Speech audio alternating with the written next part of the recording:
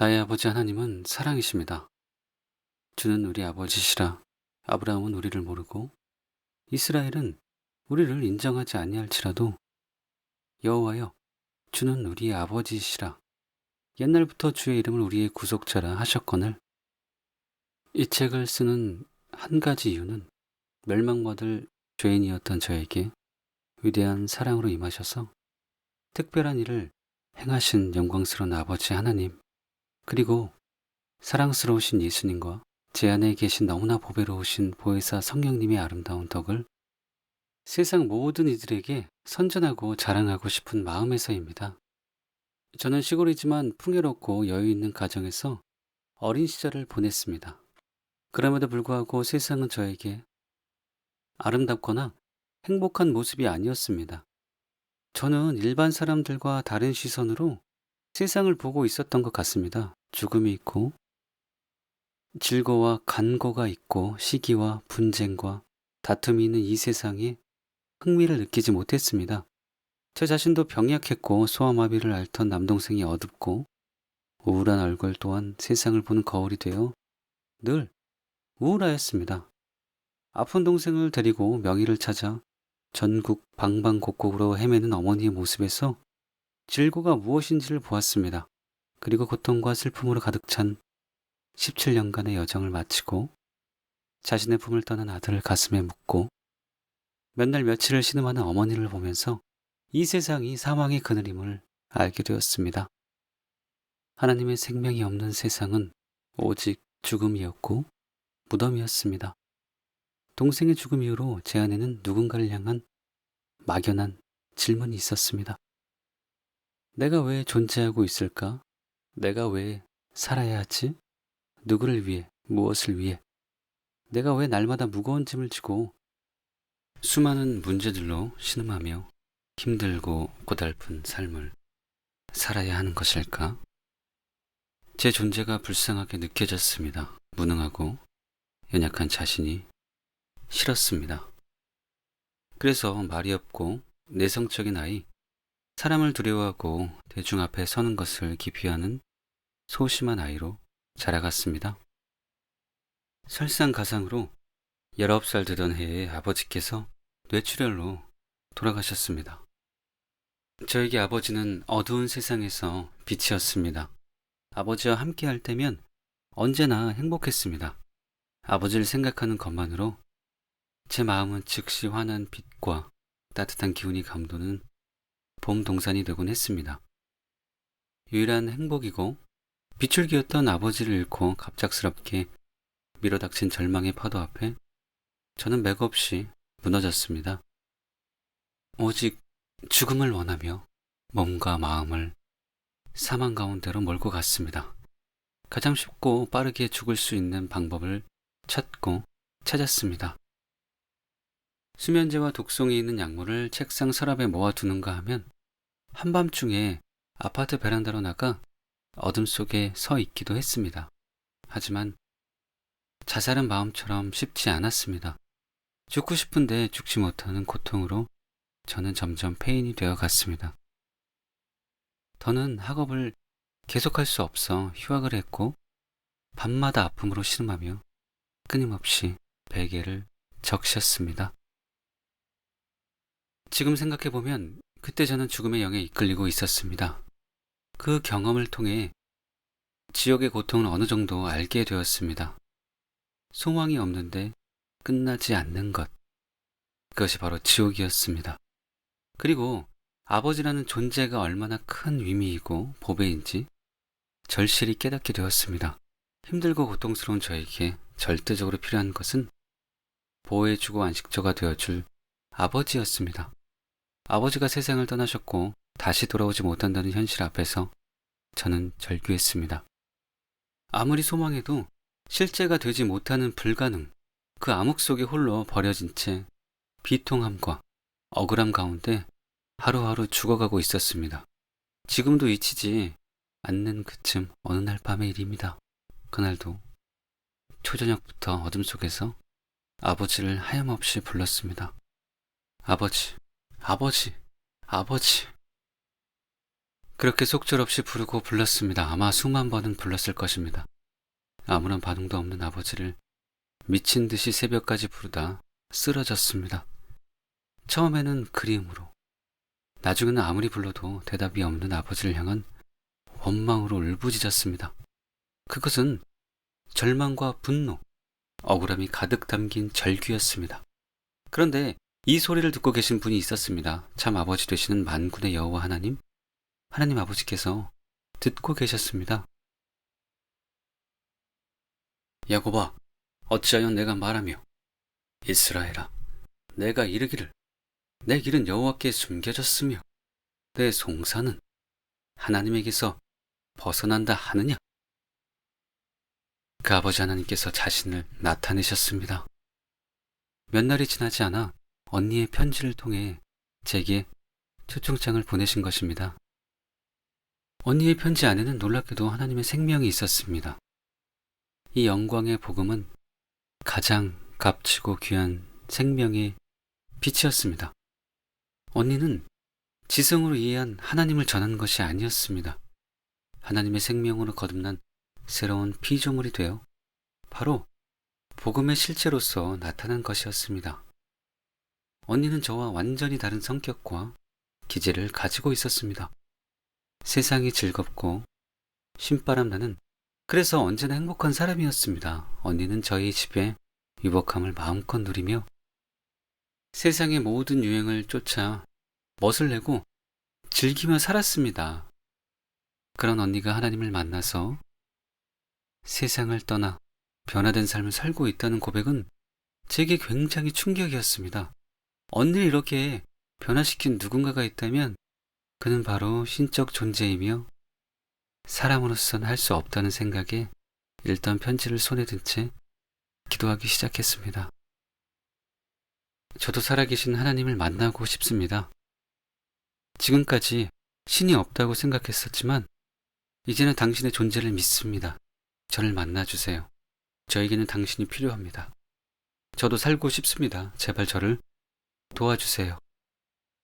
주님의 위대한 초청에 저는 온 마음으로 문을 열고 주님을 모셔드렸습니다. 볼지어다. 내가 문 밖에 서서 두드리노니 누구든지 내 음성을 듣고 문을 열면 내가 그에게로 들어가 그와 더불어 먹고 그는 나와 더불어 먹으리라. 영접하는 자, 곧 그 이름을 믿는 자들에게는 하나님의 자녀가 되는 권세를 주셨으니 즉시 예수님께서 생명의 빛으로 임하셨습니다. 그리고 제 영혼을 절망의 구덩이에서 끌어올려 생명의 빛 가운데 거하게 하셨습니다. 이사야 선지자를 통해 약속하신 말씀 그대로 하나님은 저를 만나주시고 공의를 베푸시고 용서하시고 자녀되게 하셨습니다. 너희는 여호와를 만날 만한 때에 찾으라. 가까이 계실 때에 그를 부르라. 악인은 그의 길을, 불의한 자는 그의 생각을 버리고 여호와께로 돌아오라. 그리하면 그가 긍휼히 여기시리라. 우리 하나님께로 돌아오라. 그가 너그럽게 용서하시리라. 저는 바로 성령으로 거듭났습니다. 그리고 그날 이후 예수님은 저의 유일한 사랑이요, 기쁨이요, 행복이 되셨습니다. 진정으로 예수님은 저의 왕이요, 구주가 되셨습니다. 저는 당시 23살의 여대생이었습니다. 인생에서 가장 아름다울 그 시기에 모든 소망이 끊어져 죽음을 향하여 나아가고 있었지만 생명의 빛이신 예수님을 만나 영광의 광채이신 하나님의 아름다움 안으로 들어가게 되었습니다. 곧 창세전에 그리스도 안에서 우리를 택하사 우리로 사랑 안에서 그 앞에 거룩하고 흠이 없게 하시려고 그 기쁘신 뜻대로 우리를 예정하사 예수 그리스도로 말미암아 자기의 아들들이 되게 하셨으니 이는 그가 사랑하시는 자 안에서 우리에게 거저 주시는 바 그의 은혜의 영광을 찬송하게 하려 하는 것이라. 하나님께서는 그토록 궁금해하던 저의 존재에 대한 해답이셨습니다. 저는 하나님의 나라와 영광에 들어가 함께 영원토록 그 영광을 누릴 하나님의 후사였습니다. 자녀이면 또한 상속자, 곧 하나님의 상속자요. 그리스도와 함께한 상속자니 제 존재의 시작과 끝은 바로 하나님이셨습니다. 하나님께서는 저를 지으신 아버지셨고 저의 참된 정체성은 하나님의 사랑받는 자녀였습니다. 육신의 아버지와는 호흡이 끊어지는 순간 모든 것이 끝이 났지만 참된 영적 아비이신 하나님은 영원토록 함께하시는 영존하시는 아버지셨습니다. 누가 나를 만들어 이 어둡고 사악한 땅에 있게 했는가? 너무나 억울하고 원통했던 내면의 분노와 고통이 모든 어둠이 한순간에 사라져 버렸습니다. 저는 그리스도 예수 안에서 생명과 영광의 빛으로 가득한 새로운 피조물이 되었습니다. 그런즉 누구든지 그리스도 안에 있으면 새로운 피조물이라. 이전 것은 지나갔으니 보라 새 것이 되었도다. 천국이 임하였고 세상에서 안식처를 찾지 못해 방황하던 제 영혼은 비로소 평안히 깃들 둥지를 찾아 안식하게 되었습니다. 천국은 진실로 위와 평강과 쾌락이었습니다. 세월이 한참 흘러 어느 날 저녁 저희 집 다락방에서 기도하던 중 잊지 못할 환상을 하나 보았습니다. 차가운 비바람이 몰아치는 매우 황량한 거리에 어린 소녀가 홀로 서 있었습니다. 날은 어두워져 가고 빗줄기는 점점 굵어지는데 세찬 빗줄기를 가릴 우산 하나 씌워줄 사람 없이 소녀는 굶주림과 추위로 떨고 있었습니다. 길거리의 불량배가 자신을 능욕하고 해칠지 모른다는 불안과 두려움에 소녀의 두 볼 위로는 빗줄기와 함께 하염없이 눈물이 흘러내렸습니다. 누구 없나요? 나를 보호해줄 누구 없나요? 너무나 춥고 배고픈데 나를 따뜻한 곳으로 데려다줄 누구 없나요? 입술을 달싹이며 힘없이 울부짖고 있는 소녀에게 한 사람이 다가왔습니다. 아주 크고 건강한 남자였습니다. 손에 커다란 우산을 들고 있었고 추위에 떨고 있는 소녀를 감싸기에 충분할 만큼 폭넓고 두툼한 외투를 입고 있었습니다. 궁일로 가득한 그의 눈빛과 미소는 부드럽고 따뜻했습니다. 자신의 외투로 소녀를 감싸 안고 커다란 우산으로 빗줄기를 가리면서 그는 소녀를 자기 집으로 데리고 갔습니다. 동화 속의 멋있는 성처럼 아름답게 꾸며진 그곳은 단번에 소녀의 마음을 사로잡았습니다. 소녀가 꿈속에서 그려오던 바로 그 집이었습니다. 깨끗하고 예쁘게 단장된 집 안에는 부드럽고 환한 조명이 빛을 드리우고 있었고 식탁 위에는 먹음직스럽고 음식과 과일이 풍성했으며 실내 곳곳에서 꽃향기가 진동했습니다. 동화 속의 공주님처럼 깨끗하고 예쁜 드레스로 갈아입고 맛있는 음식으로 허기진 배를 채우며 소녀는 마냥 행복했습니다. 밖은 여전히 칠흑처럼 어둡고 세찬 비바람으로 음산했지만 소녀는 더 이상 위협을 느끼지 않았습니다. 그가 이제 이곳이 내 집이고 너는 나의 자녀라고 말해 주었기 때문이었습니다. 집안에 흐르는 아름다운 음악이 소녀를 평화의 나라로 인도하고 그의 곁에 나란히 앉은 푹신한 소파는 모든 염려와 두려움을 차단하는 요람이 되어 지난날의 고통은 흔적도 없이 사라졌습니다. 부드럽고 따뜻한 그의 손을 잡고 포근한 품에 안기어 비로소 소녀는 깊은 단잠에 빠져들었습니다. 이렇게 아름다운 동화와 같은 환상은 끝이 나고 현실로 돌아왔지만 여전히 천둥이 치고 굵은 빗방울이 세찬 바람에 밀려와 다락방 창문을 두드리는 것을 보면서 저는 한동안 자연계와 연계 사이를 구분할 수가 없었습니다. 그러나 이내 바람과 비가 잠잠해지고 눈부신 햇살이 그것을 어루만지기 시작했습니다. 한밤중에 다락방에 올라 밝은 햇살이 아침 인사를 건네는 시간까지 자연계와 연계가 하나로 어울려 하나님 아버지의 놀라운 사랑을 계시로 각인시켜주는 은혜에 젖어 저는 한동안 주님 앞에 엎드려 일어날 수가 없었습니다. 환상 속의 소녀는 저였고 그 남자는 주님이셨습니다. 주님께서 저에게 그토록 아름다운 사랑을 베푸셨던 것입니다. 우리를 세상에 존재하게 하는 통로와 보호자로서의 육신의 삶의 아버지가 필요하듯 우리 영혼의 절대적인 필요 또한 하나님 아버지였습니다. 모든 영혼들이 근본적으로 갈망하는 것은 부귀나 성공과 형통, 쾌락과 정욕이 아니라 진정한 보호자와 피난처 되시는 아버지의 품 아니었습니다. 우리 영혼의 배고픔과 목마름의 근원은 태초에 우리가 담겨 있었던 하나님 아버지의 품에 대한 그리움이었습니다. 시편 91편이 새롭게 제 심령을 울렸습니다.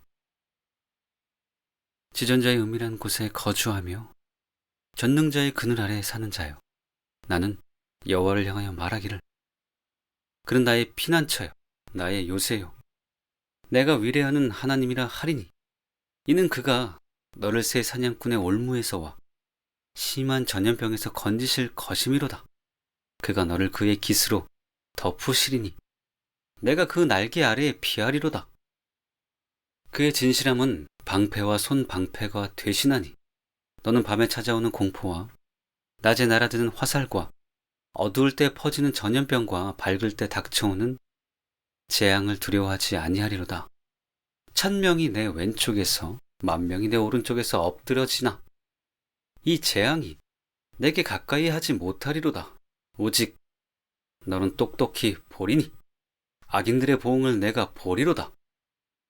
내가 말하기를, 여호와는 나의 피난처시라 하고 지존자를 너의 거처로 삼았으므로 화가 내게 미치지 못하며 재앙이 내 장막에 가까이 오지 못하리니 그가 너를 위하여 그의 천사들을 명령하사 내 모든 길에서 너를 지키게 하심이라. 그들이 그들의 손으로 너를 붙들어 발이 돌에 부딪히지 아니하게 하리로다. 내가 사자와 독사를 밟으며 젊은 사자와 뱀을 발로 누르리로다. 하나님이 이르시되 그가 나를 사랑한즉 내가 그를 건지리라. 그가 내 이름을 안즉 내가 그를 높이리라. 그가 내게 간구하리니 내가 그에게 응답하리라. 그들이 환난당할 때에 내가 그와 함께하여 그를 건지고 영화롭게 하리라. 내가 그를 장수하게 함으로 그를 만족하게 하며 나의 구원을 그에게 보이리라 하시도다. 여호와께서 환난 날에 나를 그의 초막 속에 비밀히 지키시고 그의 장막 은밀한 곳에 나를 숨기시며 높은 바위 위에 두시리로다. 그 새벽에 저는 감사와 찬양과 경배의 눈물로 녹아내렸습니다. 예수님께서는 형언 못할 아름다운 사랑이셨습니다. 저는 하나님을 만나고 즉시 세상에서 마음이 떠났습니다. 저에게 세상은 유쾌하지도 않고 좋지도 않았습니다. 또한 이 세상에서 얻거나 누리고 싶은 것이 없었던 탓인지 세상으로부터 빠르게 돌이켜졌습니다. 또 저 자신에 대해서도 아무런 기대나 희망이 없었기 때문에 자아가 쉽게 부인이 되었습니다. 제 안에 자랑스럽거나 만족할 만한 것이 없었기에 누가복음 9장 23절에 자기를 부인하고 나를 쫓으라는 주님의 말씀이 순순히 받아들여졌습니다. 정확히 표현하면 그 말씀이 오히려 기쁘고 좋았습니다.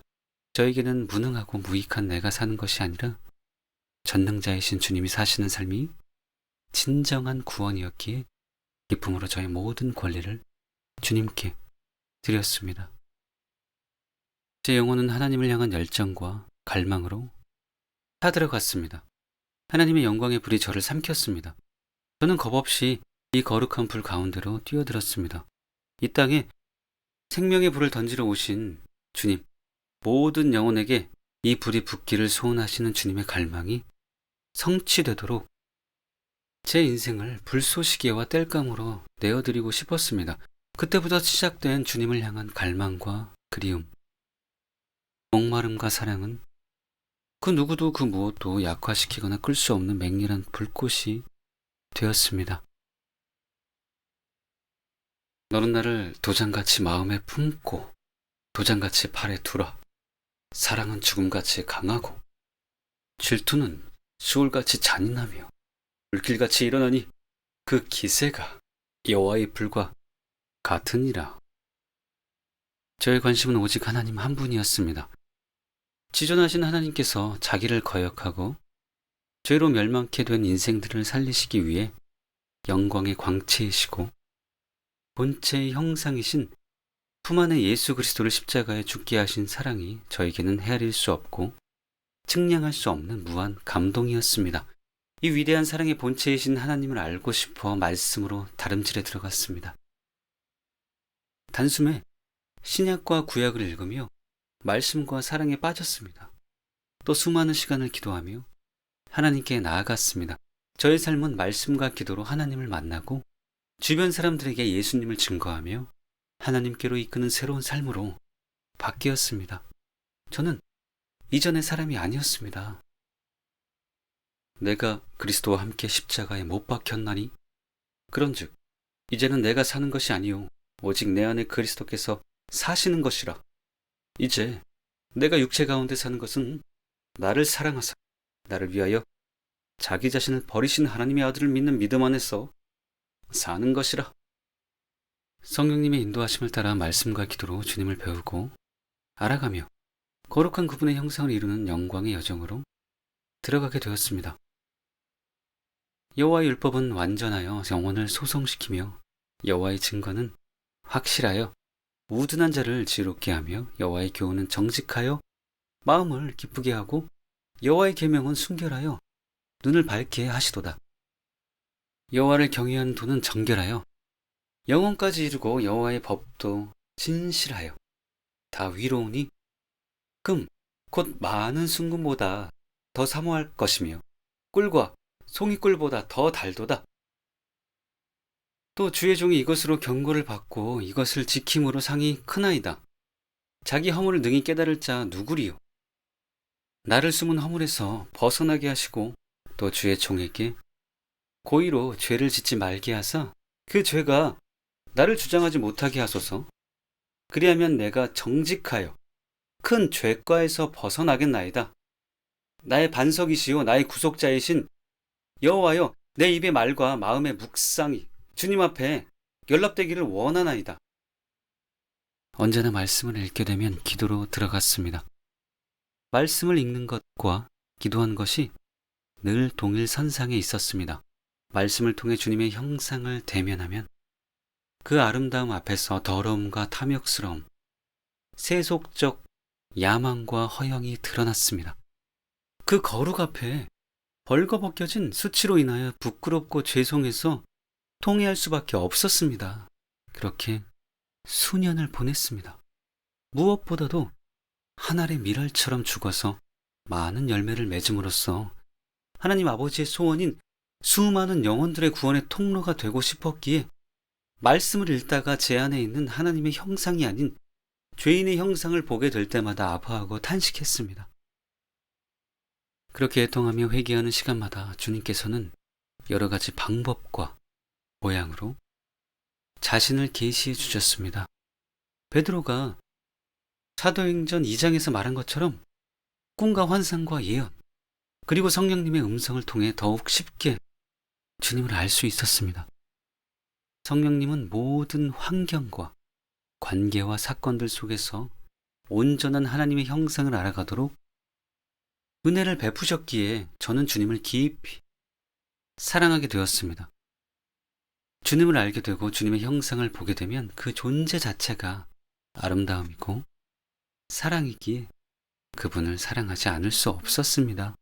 그분을 구하시기 바랍니다. 오직 여호와를 찾는 족속이 되시기 바랍니다. 이는 여호와를 찾는 족속이요 야곱의 하나님의 얼굴을 구하는 자로다. 너희는 내 얼굴을 찾으라 하실 때에 내가 내 마음으로 주께 말하되 여호와여 내가 주의 얼굴을 찾으리이다 하였나이다. 여호와여 그의 능력을 구할지어다. 항상 그의 얼굴을 찾을지어다. 저는 다윗처럼 한 가지 소원 안에 거하였습니다. 하나님만을 전부로 삼기로 결단한 것입니다. 특별히 하나님의 마음에 모든 관심이 집중되었습니다. 말씀을 통해 하나님의 마음을 보았기에 기도 시간에도 이 세상과 영혼들과 저를 향한 하나님의 마음을 깊이 알기 원했고, 제 영혼은 사슴이 시냇물을 찾기에 갈급함 같이 주님을 갈망하였습니다. 날이 갈수록 갈망은 깊어만 갔습니다. 내 형질이 이루어지기 전에 주의 눈이 보셨으며 나를 위하여 하루도 되기 전에 주의 책에 다 기록이 되었나이다라고 하신 시편 139편 말씀을 보면서 주님은 저를 온전히 아시는데 저는 주님을 너무 모른다는 사실에 마음이 아파 하염없이 울었습니다. 그러던 어느 날 뜻밖의 주님의 음성을 들었습니다. 나의 마음을 알기 원하느냐? 나의 마음이 어떠함을 진심으로 알기 원하느냐? 만약 나의 마음의 어떠함을 알게 된다면 너는 큰 충격으로 놀랄 것이다. 그리고 나의 마음을 알게 되면 넌 고통에 동참하게 되어 상상할 수 없는 아픔을 짊어지고 살아야 할 것이다. 그래도 내가 원하느냐? 주님은 선뜻 말씀하시기 주저하시며 몇 번이고 저의 진심을 확인하셨습니다. 주님이 너무 심각하셔서 이유는 모르지만 두렵고 염려도 되었습니다. 하지만 그 당시 제게 임한 주님의 크신 은혜가 주님의 마음을 진심으로 알기 원하는 갈망으로부터 물러서지 않도록 도우셨습니다. 주님은 비통이 담긴 그러나 차분한 음성으로 말씀을 시작하셨습니다. 너희는 내가 전능자이고 절대 주권자이기에 고통이 없고 아픔이 없을 거라 생각하여 나의 마음에 무관심하고 나의 슬픔에 동정하지 않고 있단다. 너희가 내게 얼마나 무정하고 냉혹한지 아느냐? 내게는 깊고 깊은 아픔의 강이 있다. 나의 마음 깊은 곳에 너희가 상상할 수 없는 슬픔의 강물이 너희를 향한 사랑의 길을 따라 굽이쳐 흐르는 것을 너희가 전혀 예상하지 못하고 있단다. 순간 엄청난 통증이 임하였습니다. 주님의 마음에 있는 큰 슬픔이 흘러들어와 저의 마음을 찢었던 것입니다. 처음에는 영문을 모른 채 아픔과 함께 눈물이 쏟아졌고 그 시간이 결코 끝나지 않을 것 같았습니다. 저는 이 아픔의 정체가 무엇인지 궁금해졌습니다. 왜 하나님이 고통하십니까? 왜 하나님께서 이런 슬픔 안에 계십니까? 이해할 수 없어 하나님께 항변했습니다. 아버지께서 그런 고통 가운데 있는 것을 전혀 의식하지 못한 자신의 패역함, 무정함과 철없음이 한탄스럽고 죄송해서 더욱 항변하게 되었습니다. 그러나 이내 그 이유를 알게 되었습니다. 그 아픔의 정체는 사랑이었습니다. 자신의 심장에 세상과 영혼들을 담으셨기에 우리의 고통과 아픔, 세상의 모든 질고와 간고가 슬픔의 강이 되어 주님 안에 흐르고 있었습니다. 우리를 내려놓고 부인하신다면 자신과는 완전히 무관한 아픔이었습니다. 그런데 우리와 세상을 실어 버리지 않으시고 그 품에 움켜 안고 고통 가운데 계셨습니다. 스스로는 절대적인 자유와 만족, 기쁨과 행복이신 하나님께서 그것을 누릴 권리를 포기하고 우리의 모든 멍에를 대신 짊어지고 고통하고 계셨습니다. 화관을 버리고 죄를 쓰시고 희락의 옷 대신 슬픔의 옷을 입으시고 찬송의 옷 대신 근심의 옷을 입고 계셨습니다. 저는 무조건적인 참사랑의 진정한 모습을 비로소 보게 되었습니다. 자기를 온전히 부인하고 사랑하는 그가 되어 사는 것, 그것이 바로 사랑이었습니다. 그것은 아름다움 그 이상이었고 가장 보배롭고 숭고한 것이었습니다. 생명은 죽음을 통과하고 영광은 고난을 통과하며 사랑은 희생과 헌신의 아픔을 통과한 것이었습니다. 그날 저는 아주 특별한 은총을 입었습니다. 하나님을 온전히 사랑하고 하나님과 하나가 되기 위해서 그 아픔을 제 마음에 담기로 결심하였습니다. 사랑의 고통으로 가득 찬 주님의 심장을 이식하여 주님으로 살아가기로 결단하게 된 것입니다. 지금도 이 결단을 제 생의 가장 큰 은총으로 여깁니다. 그 이후로 오직 주님의 마음, 주님의 심장만을 구했습니다. 그리고 주님의 마음을 알아가며 눈물에서 눈물로, 통곡에서 통곡으로 이어지는 여정을 걸어가게 되었습니다. 제 삶의 목적은 단순해졌습니다. 하나님을 온전히 사랑하기 위하여. 이것이 전부입니다. 사도 바울의 탄식의 의미를 그가 그토록 비통함으로 주님을 변호했던 마음을 알게 되었습니다. 누가 주의 마음을 알아서 주를 가르치겠느냐? 그러나 우리가 그리스도의 마음을 가졌느니라. 저는 다른 모든 것들에 대해서 흥미를 잃게 되었습니다. 오직 주님을 알고 싶었기에 기도의 양상도 달라졌습니다. 저는 주로 듣거나 보거나 느꼈고, 주님은 말씀하시고 보여주시고 만져주셨습니다. 저희 입술에서 나오는 소리는 대부분 흐느낌이었습니다. 주님께서는 저로 하여금 헤아릴 수 없는 분량의 눈물을 흘리게 하셨습니다. 그것은 주님의 눈물이었습니다. 제가 경험한 하나님의 사랑은 오직 눈물의 결정, 그것이었습니다.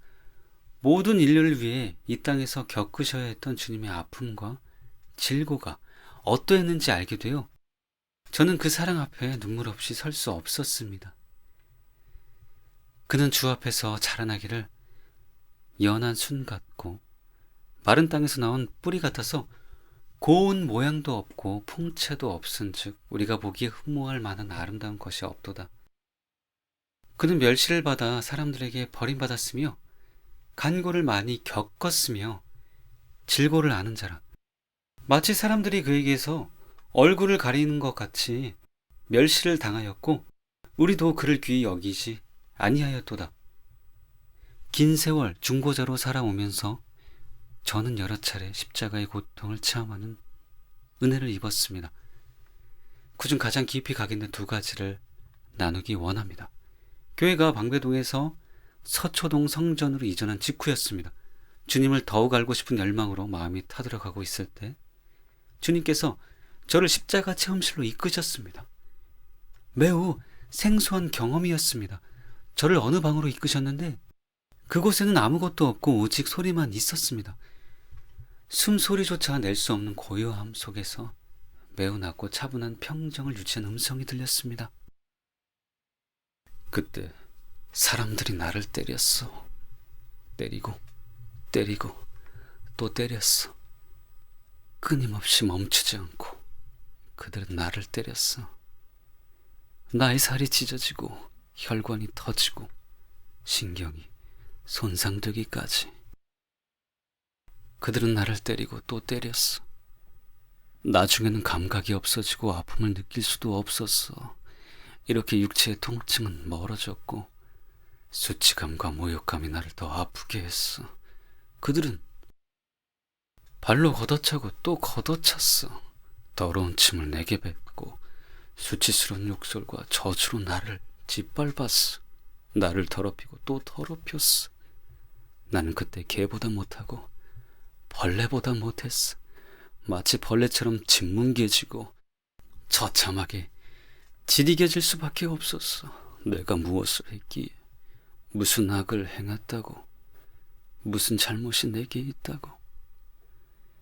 저들은 제정신을 잃고 미친 사람들처럼 나를 향하여 분노와 저주와 사악을 토해냈어. 나는 변명도 하지 못하고 도망칠 수도 없이 그저 저들 앞에 잠잠히 버려져 있어야 했어. 너희의 허물과 죄가 얼마나 크고 중하며 그 형벌이 얼마나 무거운가를 알기에 비할 수가 없었어. 아바 아버지, 아바 아버지. 아버지를 부르는 것이 내가 할 수 있는 전부였어. 내 아들아, 내 아들아. 사랑하고 사랑하는 내 아들아. 아버지의 울부짖음이 나를 붙들었어. 모두가 나를 버렸고 나를 배신했지만 그 아버지의 사랑은 내게 남은 유일한 위로였다. 그러나 너희의 모든 죄, 너희의 크고 중한 죄가 내게 다 이양되어 내가 죄 덩어리요 저주 덩어리가 되어 심판대 위에 오른 그때 아버지의 사랑과 공의가 드러나야 하는 그 순간, 죄값으로 집을 대는 그 순간 나는 아버지에게마저 버림을 받아야 했어. 그때 나의 아픔을 내가 아느냐. 너무나 외롭고 힘들고 고통스러웠지만 너희를 포기할 수 없고 실패하여 영원한 형벌 가운데 너희를 둘 수도 없었어. 무엇보다도 난 아버지를 아프게 할 수 없었어. 너희를 사랑하여 고통으로 찢어진 상처투성이인 내 아버지의 심장을 너는 아느냐?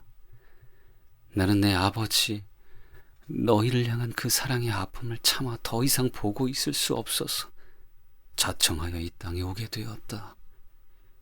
나는 아버지를 사랑한다. 마음을 다하여, 목숨을 다하여, 힘을 다하여 내 사랑을 아버지께 드리길 원했어. 십자가에서 가장 힘들었던 것은 사랑하는 아버지와의 단절. 그것이 나를 가장 힘들고 아프게 한 것이었다. 나의 아픔을 내가 아느냐? 또한 그토록 사랑하는 아들을 저주 아래 죽게 하고 버려야 하는 내 아버지의 아픔을 내가 아느냐? 이것이 너희를 향한 나와 아버지의 사랑이니라. 내가 나를 알기를 원했지. 내가 원하는 만큼 내가 나를 알게 되리라.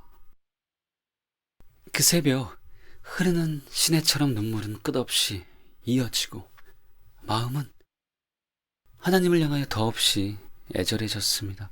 알면 알수록 갈망과 그리움이 사무쳤습니다. 주님의 사랑을 더 깊이 알기 위해 필사적으로 간구했습니다. 사랑만이 사랑으로 이끌기에 주님이 어떠한 사랑으로 저를 사랑하셨는지 알고 싶어졌습니다. 능히 모든 성도와 함께 지식에 넘치는 그리스도의 사랑을 알고 그 너비와 길이와 높이와 깊이가 어떠함을 깨달아 하나님의 모든 충만하신 것으로 너희에게 충만하게 하시기를 구하노라. 어느 날 중보기도 시간에 또다시 성령님에게 이끌려 환상을 통해 영의 세계로 들어가게 되었습니다. 저의 몸이 보였습니다. 순식간에 엄청난 통증과 함께 팔의 살이 찢겨져 갈라지며 피가 흐르기 시작했습니다. 환상 속의 통증이 위식에 고스란히 투영되어 저는 고통으로 몸부림쳤습니다. 갑자기 일어난 일이기에 영분도 모른 채 울고 있는데 주님의 음성이 들렸습니다. 내가 나의 사랑을 더 알기 원했지. 지금 나의 십자가의 고통을 실제적으로 체험하고 있단다. 이번에는 다리가 찢어지며 앞부분이 피로 물들었습니다. 극심한 통증으로 울다 잠시 전신 마취 상태로 있다 또다시 통증으로 울기를 반복했습니다. 저의 육신이 감당치 못해 잠깐씩 멈추신다는 것을 알 수 있었습니다. 곧 등이 터지기 시작했습니다. 채찍은 보이지 않았지만 갈라지고 찢겨지고 벌어지는 살, 그곳에서 끊임없이 흘러내리는 피가 보였습니다. 저를 위해 당하신 주님의 참혹함이었기에 피할 수 없었습니다. 오직 주님, 죄송합니다. 죄송합니다. 죄송합니다라고 고백밖에 달리 할 말이 없어 그저 울 뿐이었습니다. 머리에 가시관이 씌워지고 가시가 이마와 머리에 박히자 또다시 기절했는데 이번에는 긴 시간이 지난 후에야 위식이 돌아왔습니다. 주님은 말없이 저를 안고 우셨습니다. 제가 십자가 위에 눕혀져 있는 것이 보였습니다. 오른손이 보이고 그곳에 못이 박혔습니다. 다시 왼손이 보이고 못이 박혔습니다. 그리고 두 발이 못에 박히면서 엄청난 고통으로 또다시 위식을 잃었습니다. 그는 실로 우리의 질고를 지고 우리의 슬픔을 당하였거늘 우리는 생각하기를 그는 징벌을 받아 하나님께 맞으며 고난을 당한다 하였노라. 그가 찔림은 우리의 허물 때문이요 그가 상함은 우리의 죄악 때문이라. 그가 징계를 받음으로 우리는 평화를 누리고 그가 채찍에 맞음으로 우리는 나음을 받았도다. 우리는 다 양 같아서 그릇 행하여 각기 제 길로 갔거늘 여호와께서는 우리 모두의 죄악을 그에게 담당시키셨도다.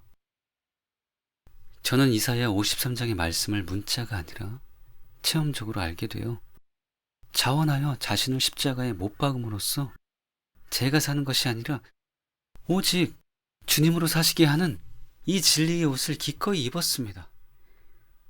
하나님의 나라를 위해 육신의 행복인 아내로서, 주부로서, 어미로서, 그리고 영적인 영역이라 할지라도 저의 소욕에 해당되는 것은 모두 십자가에 못 박았습니다. 이 옷이 버거워 벗고 싶을 때도 있었고, 실제로 자신도 모르게 그것을 벗어버리고 거부하는 순간도 있었지만, 그때마다 주님은 더 크신 긍휼과 자비를 베푸시며 다시 이 옷을 입혀주곤 하셨습니다. 실패하지 않고 끝까지 주님의 길을 가고자 소망하였기에 어떤 주제의 메시지보다도 자기 부인과 자아의 죽음의 마음이 계속 붙잡혔습니다. 그 까닭에 주님께서는 여러 가지 방법을 통해 제가 자기 부인과 자아의 죽음을 이해하도록 교훈하여 주셨습니다. 주님께서 꿈을 통해 사실적으로 교훈해 주신 두 가지를 소개합니다. 하나님은 한번 말씀하시고 다시 말씀하시되 사람은 관심이 없도다. 사람이 침상에서 졸며 깊이 잠들 때에나 꿈에나 밤에 환상을 볼 때에 그가 사람의 귀를 여시고 경고로써 두렵게 하시니 이는 사람에게 그의 행실을 버리게 하려 하심이며 사람의 교만을 막으려 하심이라. 저는 꿈속에서 나로 인식되는 사람을 보고 있었습니다. 그런데 넓게 펼쳐진 잔디밭을 걷고 있는 나는 목 아래로는 정상이었는데 머리가 없었습니다. 섬뜩한 모습에 흠칫한 저와는 달리 정작 나는 아무렇지도 않은 것 같았습니다. 저는 사람이 머리가 없이 어떻게 정상적인 삶을 살 수 있겠는가, 어떻게 사람 구실을 할 수 있겠는가라는 위구심을 가지고 자세히 나를 관찰하고 있었습니다.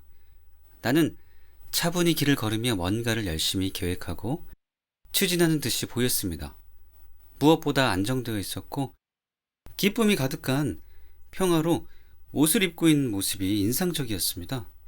저는 아무 문제 없구나, 머리가 없어도 아무런 지장이 없구나, 그리고 저토록 평화롭고 행복할 수 있구나라고 생각하며 안도의 숨을 내쉬고 있었습니다. 그리고 장면이 바뀌었습니다.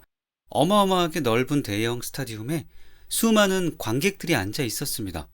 무언가 새로 출발하는 개막식 현장 같았습니다. 대통령을 비롯해 많은 정부 고위급 인사들과 유명 인사들과 사회 각계각층의 지도자들도 그곳에 참석해 있었습니다. 개사에 이어 곧바로 대통령이 소개되었습니다. 우리와 같은 박수를 받으며 일어선 대통령은 아무런 말도 없이 두 손을 뻗어 누군가를 가리켰고 모든 사람의 시선이 그곳으로 향하였습니다. 대통령은 자신에게 표한 군중의 환호와 경의를 다른 이에게 돌리고 있었습니다. 그것을 바라보니 놀랍게도 그곳에는 앞장면에서 머리 없는 나로 인식되었던 그가 앉아 있었습니다. 도대체 어찌된 영문인가? 어찌 이런 일이 있을 수 있는가? 놀람과 충격으로 모든 사고가 정지되는 듯한 그때 갑자기 그의 모습이 클로즈업 되었습니다. 그런데 그는 머리 없는 내가 아니라 정상적인 머리와 얼굴을 가지고 있는 남자의 모습이었습니다. 더욱더 놀라서 자세히 보니 그 남자는 바로 주님이셨습니다. 모든 사람들은 함성을 지르고 기뻐하며 즐거워했고 주님은 선하고 순전하신 형상 그대로 잠잠히 앉아 영광을 받으시며 사람들로부터 환호를 받고 계셨습니다. 그리고 저는 주님 안에서 그분과 함께 하나가 되어 있었습니다. 저는 오랫동안 이 꿈의 정확한 의미를 알고 싶었습니다. 그런데 미국 캔자스 시티에서 집회를 인도하던 중에 갑자기 예수님께서 이 꿈을 해석해 주셨습니다. 이것은 바로 자기 부인에 대한 계시였습니다. 이에 예수께서 제자들에게 이르시되 누구든지 나를 따라오려거든 자기를 부인하고 자기 십자가를 지고 나를 따를 것이니라. 그러나 나는 너희가 알기를 원하노니 각 남자의 머리는 그리스도요 여자의 머리는 남자요 그리스도의 머리는 하나님이시라. 온몸의 머리로 말미암아 마디와 힘줄로 공급함을 받고 연합하여 하나님이 자라게 하심으로 자라느니라. 하나님 하는 것을 대적하여 높아진 것을 다 무너뜨리고 모든 생각을 사로잡아 그리스도에게 복종하게 하니. 바울처럼 우리의 모든 생각, 즉 자신의 꿈과 소망, 목적과 계획을 내려놓고 주님의 꿈과 소망, 목적과 계획을 품어 자신이 살지 않고 주님으로 사시게 한다면 주님이 우리 안에서 그 부르심을 온전히 성취하셔서 온 세상으로부터 영광을 받으시고 이 땅에 주님의 주권이 회복되고 하나님의 나라가 임할 것이라는 교훈을 주는 꿈이었습니다. 주님께 영광을 드리는 삶이 어떤 것인지 그 실체를 알지 못하면 주님이 우리의 삶을 통해서 영광을 받으실 수 없습니다. 그러나 이 꿈에서처럼 주님께서 머리가 되시도록 철저히 순종한다면 결코 실패하지 않으실 것입니다. 그때 주님의 왕권이 진정으로 회복될 것입니다. 세상이 만왕의 왕이신 주님을 영접하여 주님께 높임을 받으시고 우리는 함께 영광을 누리는 후사가 될 것입니다. 이 꿈에서 나는 또한 주님을 위미하고 있었습니다. 주님이 그렇게 자신을 부인하고 자기 십자가를 지고 하나님의 뜻을 이루어 아버지로 영광을 받으시게 하신 것처럼 이것이 제 안에서도 이루어져야 하기에 나는 주님으로, 주님은 나로 이중 표현되고 있었던 것입니다. 다른 꿈입니다. 아주 크고 아름다운 교회 내부 전경이 제 앞에 펼쳐졌습니다. 예배가 막 끝나고 많은 성도들이 식당에 앉아 식사가 나오기를 기다리며 한 곳을 바라보고 있었습니다. 잠시 후 한쪽 문이 열리고 푸짐한 식사가 차려진 만찬상이 들어왔습니다. 순식간에 사람들은 식탁 주변으로 몰려들었습니다. 약간 떨어진 곳에서 호기심 어린 눈으로 그 광경을 지켜보고 있던 저는 식탁 위에 차려진 음식을 보는 순간 모든 사고가 정지되는 것 같았습니다. 상식적으로 도저히 납득되지 않는 일이 눈앞에 펼쳐져 있었습니다. 식탁 위에는 머리와 양팔, 양다리가 잘려나간 사람의 몸통이 놓여 있었습니다. 제 눈을 의심하며 자세히 들여다보는데 놀랍게도 그 몸통은 바로 저였습니다. 보고 또 보고 이 모양 저 모양을 아무리 살펴보아도 분명히 저였습니다. 터져나오는 비명을 애써 참으며 숨을 죽이고 성도들의 반응을 살폈습니다. 이 요리를 누가 먹을 수 있을까? 어떻게 이것을 먹겠는가? 그런데 저의 예상을 깨고 성도들은 너무나 즐거워하며 맛있게 그 요리를 먹는 것이었습니다. 어떻게 저토록 기뻐할 수 있을까? 내가 이처럼 끔찍하고 참혹한 모습으로 있는데 충격과 슬픔에 빠져있는 저와는 달리 심지어 저와 가까운 사람들조차 아랑곳하지 않고 만족스러워하며 음식을 먹고 있었습니다. 저 자신만 충격과 비통 속에 있을 뿐 모든 성도들은 평화스러운 축제를 즐기고 있었습니다. 참으로 끔찍한 이 꿈은 다음의 성경 말씀을 계시해 주신 것이었습니다. 우리가 항상 예수의 죽음을 몸에 짊어짐은 예수의 생명이 또한 우리 몸에 나타나게 하려 함이라.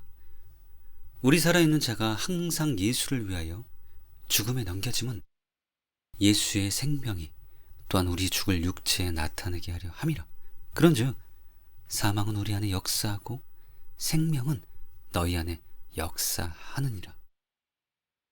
내가 그리스도와 함께 십자가에 못 박혔나니 그런즉 이제 내가 산 것이 아니요 오직 내 안에 예수 그리스도께서 사신 것이라.